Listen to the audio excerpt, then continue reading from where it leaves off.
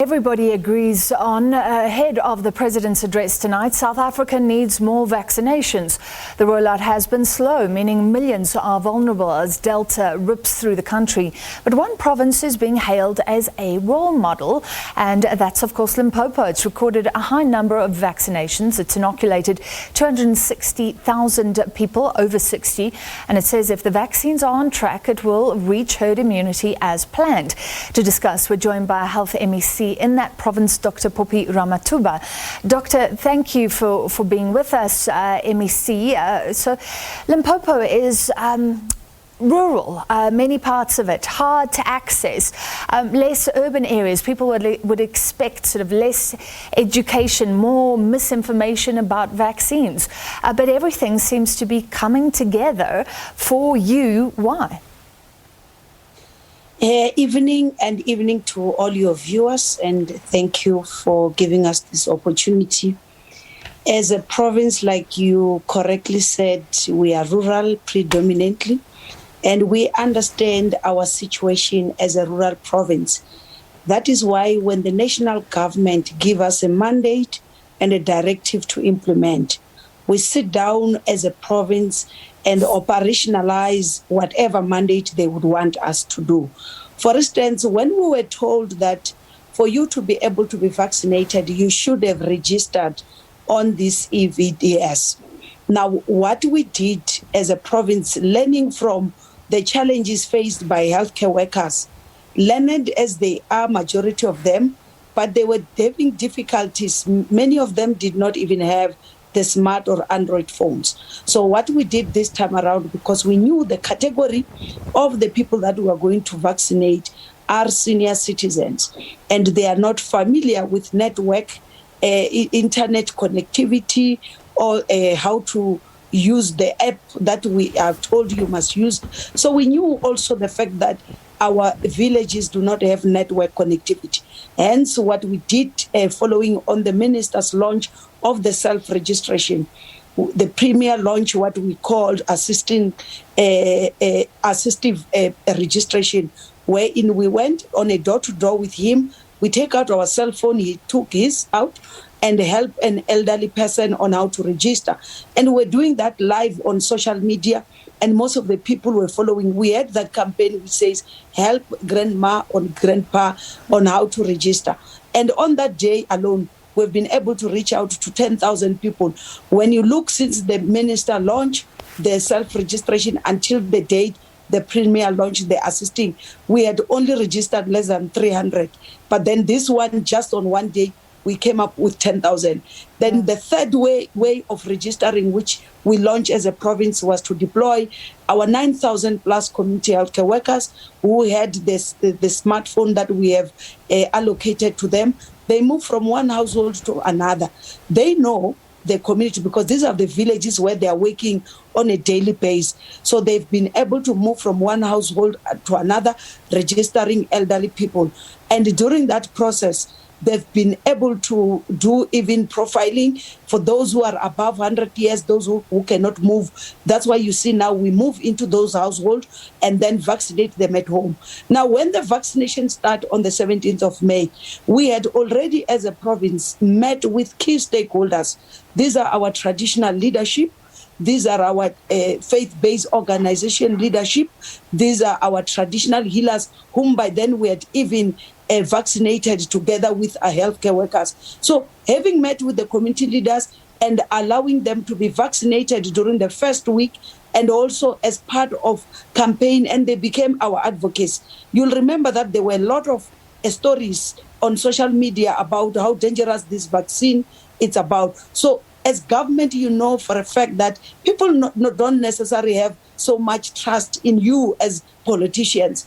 Even doctors themselves will tell me that there are people who believe traditional healers than they will believe their own doctors. There are people who believe their bishop than they will believe us. So working together with all those leadership, trusting our kings, trusting our queens in the province, they would then become, some of them, ambassadors of this vaccine. Yeah. So that is why you see the demand by our people the general population of above 60. So it's too high. Let's look at the signs of success. Thank you for outlining these wonderful ideas, which surely other provinces can benefit from. The upshot is that you got over 66% of over 60s to register. Other provinces aren't seeing those numbers at all. And you've registered, I think, more than 6% of your population, compared to a very low national average.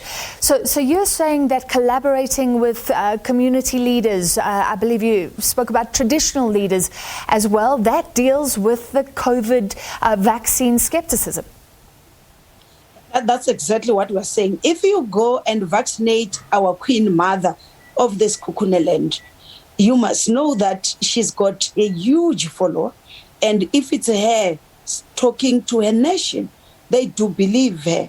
If you go and register the king of the Bavenda nation, the senior traditional leader of the Bavenda or the Bapedi or the Tsonga speaking people, if you do that, work with them, they will be able to come on board and they will be able to support you, because they will see that you are genuine in your campaign. But if you think on your own, you will be smart enough to be able to get everybody to come and be vaccinated, you will be lying to yourself. So we know we are a rural province, therefore we depend on our community leaders. So humbling yourself and explain to them. And one of the things that we do as a province, on a regular basis, we update these structures. We update House of Traditional Leaders on COVID-19. We also update our bishops on COVID-19, what's going on, how far are we, so that there is that particular trust and belief between the Limpopo government and them.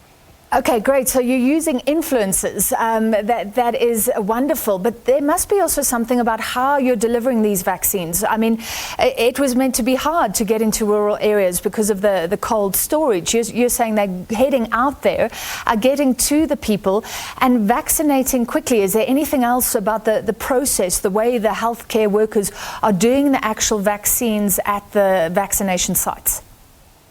The planning is quite critical and important. We were worried initially about the Pfizer vaccine, because in the beginning we were sure we were going to get the J&J, which we knew that the storage system is just the normal 2 to 8 degrees that we are using for all other vaccines that we have.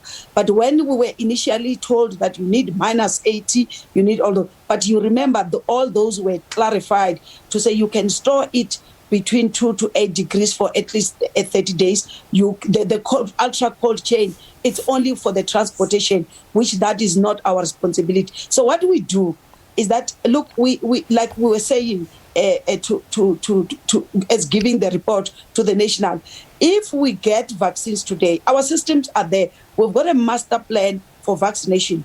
That master plan gets activated each time you get the dosages. For instance, last week, we were vaccinating in our 37 sites.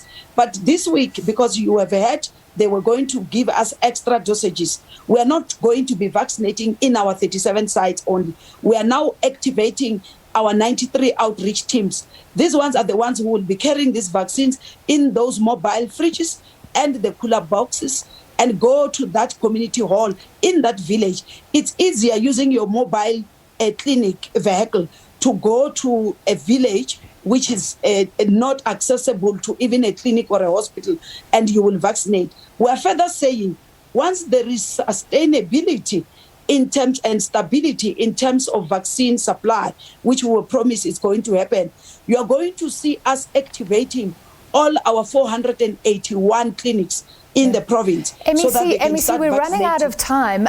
So literally in 10 seconds, when will you reach herd immunity if those vaccines come in? Please just give us the date. That would be exciting. If we are to be given the vaccines that we need, as a province, we don't need more than 4 months to vaccinate everyone. Because if you look at 481, you've got 2 vaccinators in each clinic. and you allocate them 50-50, they will vaccinate 100. And look, in a month, in a week, in a day, we can vaccinate up to 50,000. MEC, thank you. You've left us excited that this is possible in one of South Africa's provinces in 4 months. But that is with the caveat that the vaccines have to come in from national government, from the suppliers, thick and fast as promised, says the MEC. And well done to Limpopo Health MEC, Dr. Phophi Ramathuba.